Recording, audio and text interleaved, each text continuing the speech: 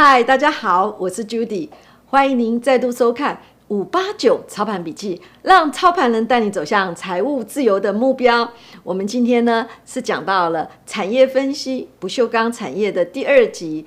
专业班的部分。那继前几周连续3周我们都讲了不锈钢的产业，那我们接下来呢这一集是要介绍不锈钢比较适合投资的标的。好，我们请导播帮我们放一下图卡的部分。好，那前几集我们在介绍不锈钢产业的时候，已经告诉你这个产业是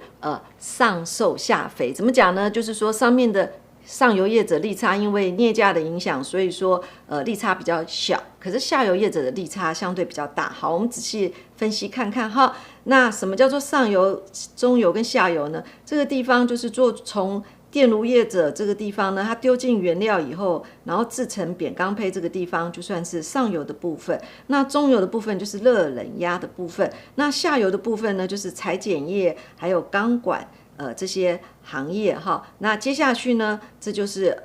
整个制造的部分。那最终端的部分就是应用在这些产业上面。好，这前面都看过，我们快一点。那同样在厂商的部分，我们说上售，也就是说去做扁钢坯的业者这个地方，因为受到了原物料尤其镍这个地方的影响之下呢，他们的利润就是上下起伏利差波动非常大。相对的，在下游、中下游这一块的时候，包括了裁剪厂、制管厂的，它的利差相对来讲比较平稳一点，所以我们这一集就特别来讲中下游的部分。好，那在平板钢业者的毛利率的部分，我们一一来做分析哈。那上个礼拜我们已经介绍过说，利用不锈钢每个月的盘价，就是业联开出来的盘价呢，配合原物料产品的价格，我们就可以看到大概的利差走势。利差走势就是我们现在这个灰色的部分，因为蓝色的部分是售价的部分，橘色的部分是粉色，橘色的部分是成本部分，所以两个一相减，这个灰色的部分就是利差部分哈。所以我们搭配着原物料跟售价这个地方，我们就可以看到在原料这边大概的利差是多少，然后从这个里面我们就可以看出来，结论都是一样，就是镍对于不锈钢产业这个地方影响甚巨。好，这个地方好，那接下去呢，我们要讲不锈钢一贯厂的毛利率，因为先讲到一贯厂，再讲到中下游，你就会知道我会为什么会跟你讲说下瘦上肥。那这边我还是强调哈，我们这边虽然说写不锈钢的毛利率，但是这个是我们概估出来的那个这是实际的那个业会的毛利率跟不锈钢产品的售价的部分，那我们就可以看得出来，就是说相关公司的毛利率呢，跟它产品售价有一定的相似度。那业会这个地方是龙头，它的那个毛利率的那个波动呢，它其实会受到镍价的影响，波动比较大。但是如果跟唐龙比较起来的话，因为业辉这边是一贯厂，所以跟唐龙比较起来的话，那业辉又会比唐龙这边稍微好一点。但是因为业辉这个地方，我们前面讲过，它的负债比例比较高，所以最后它出来的获利数字相对来讲的话，也最近几年来讲的话，也是表现不会太好。那所以在这个地方，我们大概就会知道了，这是业联的毛利率的部分哈，我们可以看到就是绿色的线就是毛利率的部分，然后这个是唐龙那个毛利率的部分。那我可以看到就是说，相对这两家公司比较起来的话，确实在唐龙这个地方的利差相对波动会比较大一点。好，那接下去我们看不锈钢中下游的毛利跟价格的走势图。那首先我们看一下，我们有讲过，就是有一家做钢管的厂，就是美雅的部分。那这个是美雅的毛利率，那这是不锈钢的价格的部分。那同样这边是大成钢的部分，然后这是热压的部分。你没有发现那个大成钢跟那个热压不锈钢的毛利率的走势会比较贴近一点，相对于美雅，是因为美雅这个地方我们在碳钢这个地方介绍过，它其实同时有做碳钢的钢管，也有做不锈钢的钢管，所以大成钢这个地方它是相对比较贴近这个热压不锈钢的走势。那我们也可以从这个走势图看到哈，刚刚我们再看一下前面的部分哈，你看一下那个上游部分，它的毛利率大概就是在最好不过15%左右哈。10%、15%左右。可是我们看一下，在中下游这个地方的话，它毛利率最好的部分大概是20到15，是不是在中下游部分的利差相对上游起来的话会比较好一点 ？OK， 那我们再看不锈钢那个制管厂的毛利率的变化这个地方，那它的毛利率变化的部分，我们可以看到也是一样，就我之前跟大家讲，就是20%、15%，就是有关于那个像允强跟彰源这个地方的利差变化，所以这样看起来的话，就是下游的部分优于上游的部分。好，那再来这是裁剪业者的部分，那这个是新钢的那个毛利率的大概的变化走势图。好，那这样大家就大概了解。好，那接下去呢，我们就来讲不锈钢公司的技术面的部分。那在技术面的时候，我们已经说过了，下游的中下游的部分优于上游的部分。那我们就来看一下，像在不锈钢里面算起来获利比较好的几个公司。那首先我们看一下允强的部分。那允强这部分，我们先看它基本面的部分。它的负债比例呢，这几年其实控制的都还不错哦，除了2021年拉上来以外，之前都控制大概在4成以下。那在毛利率的变化来讲的话，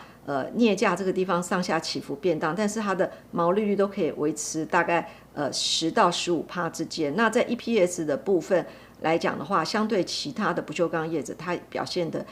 也是相对比较好一点。所以我们接下来看它技术面的部分，就在2002年附近的时候，我们可以看到起涨的原点。接下去这边就是1高2高，那2高的部分呢，这个地方也是一个失败 N， 然后接下去3高相对的高点。那这次在拉回来的过程中，其实我们用目测的部分就可以看出来，它有没有守住1/2。那聪明人你自己一看就知道，如果有守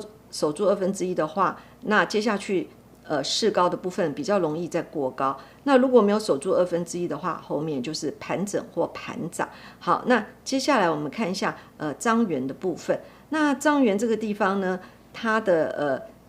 负债比的部分，它就是比较高了一点，然后它的获利情况呢控制的还 OK， 那它的毛利率大概都是维持到，也是跟刚刚我们所介绍的允强一样，大概就10到15%。那 EPS 这几年也是，即使在不好的年度，像2020年这个年度的时候，它还是出现正的获利。那它的股价走势也是1高2高3高。可是大家相对比较起来，大家有没有发现，就是说相对起来的话，最后就是允强的那个获利数字跟那个彰源的获利数字比较起来的话，允强又相对比较平稳一点。好，那最后介绍了这个就是大成钢。大成钢呢，因为它有做到美国，那所以在那个什么美国跟那个中国这个地方发生那个贸易冲突的时候，大成钢这个地方，因为它在美国就相对有据点，那相对就比较受惠。那在这个地方我们可以看到大成钢的走势也是一样哈，从2000年这边开始到2007年是1高2高，2高这个地方也是一个失败案，然后接下去3高，然后现在是3高往3低的回档的过程中，那在它的毛利率我们可以看到哈，它的毛利率这个地方是逐步往上做一个攀升的动作。那 EPS 这个地方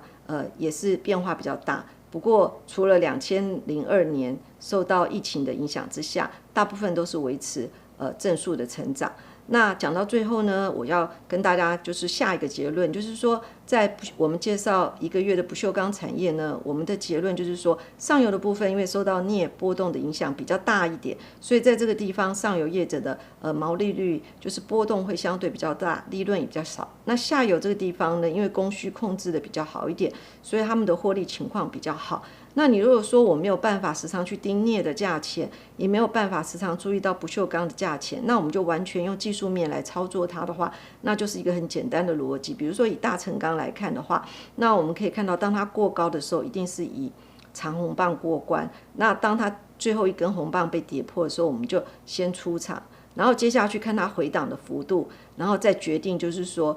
介入的时点。这样的话，我们做不锈钢类股就会比较好操作。OK， 我们已经为期了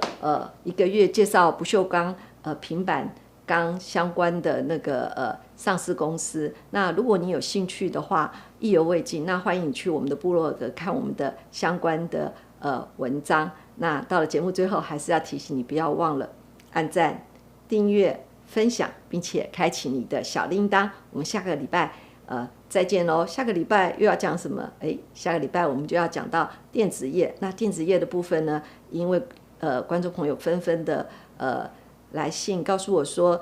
上次电子业介绍的部分在 IP 产业只有1集，太可惜了。他们想知道相关个股的部分，那我会下个月的时候会对 IP 个股的部分再做详尽的分析，所以下个礼拜你要记得收看哦。OK， 拜拜。